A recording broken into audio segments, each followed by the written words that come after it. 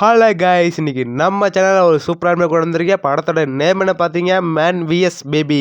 படத்துக்கு ஏற்றப்பல படம் சும்மா வேலை இருக்குது. காமெடி சீன் சொல்லலாம் வச்சுருக்க. நம்ம ஹீரோ வந்து தெரியாமல் யாருக்கு இருக்காது.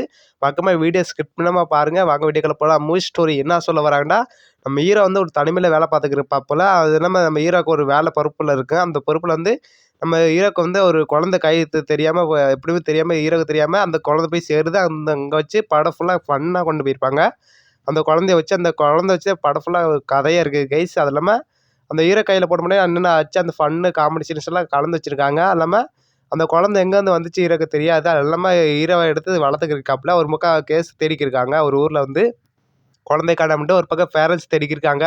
அந்த குழந்தை காணாமட்டு தெரியாமல் ஒரு குழந்தை ஒரு வேலைக்கு போகிறாரு. அந்த போகும்போது என்னாச்சுன்னா, அந்த தெரியாமல் அந்த குழந்தை வச்சு தெரியாமல் வளர்த்துக்கிருக்காங்க. அது இல்லாமல் அந்த நியூஸ் எல்லாம் பரவி டிவியில் வருது கைஸ். அது இல்லாமல் ஹீரோவை பார்த்துட்டு இந்த என் குழந்தைன்னு நினச்சிக்கிட்டு அவர் என்ன பண்ணுறாருன்னா, அந்த குழந்தைய மறைச்சி வச்சுட்டு நம்ம வேலை பார்க்குறாரு. அது இல்லாமல் குழந்தையோட ஃபன்லாம் வேற லெவலுக்கு காமெடி சீன்ஸ்லாம் வேற லெவலுக்கு இருந்துச்சு. அது இல்லாமல் படம் ஃபுல்லாக தமிழ் டப்பிங்கில் இருக்குது. மறக்காம ட்ரை பண்ணி பாருங்கள். படத்தோட ஐஎம் ரேட்டிங் எவ்வளோ பார்த்தீங்கன்னா 67 10 கோடி வசூல் வாங்கியிருந்திருக்கு. மறக்காம ஃபன்னாக இருந்துச்சு. படம் ஃபுல்லாக ஃபேமிலியோட இந்த படத்தை பார்க்கலாம். மறக்காம இந்த படத்தை மிஸ் பண்ணாமல் பாருங்கள். சொல்லப்போனால் அந்த படம் ஃபுல்லாக ஒரு ஃபன்னாக கொண்டு போயிருப்பாங்க. ஒரு கிறிஸ்மஸ் திருவிழா வருது. அங்கேருந்து நம்ம பேரண்ட்ஸ் மீட் பண்ண போகிறாங்க.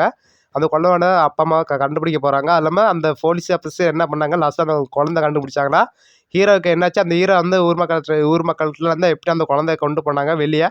அது இல்லாமல் ஃபன்னாகவும் வச்சுருப்பாங்க. அந்த குழந்தை தெரியாமல் நம்ம ஹீரோ எப்படி வளர்க்க போகிறாரு. அது இல்லாமல் ஹீரோக்கு அந்த குழந்தைக்கெல்லாம் என்னென்ன பண்ண போகிறாரு. சூப்பராக பரபரப்பாக காமிச்சிருப்பாங்க.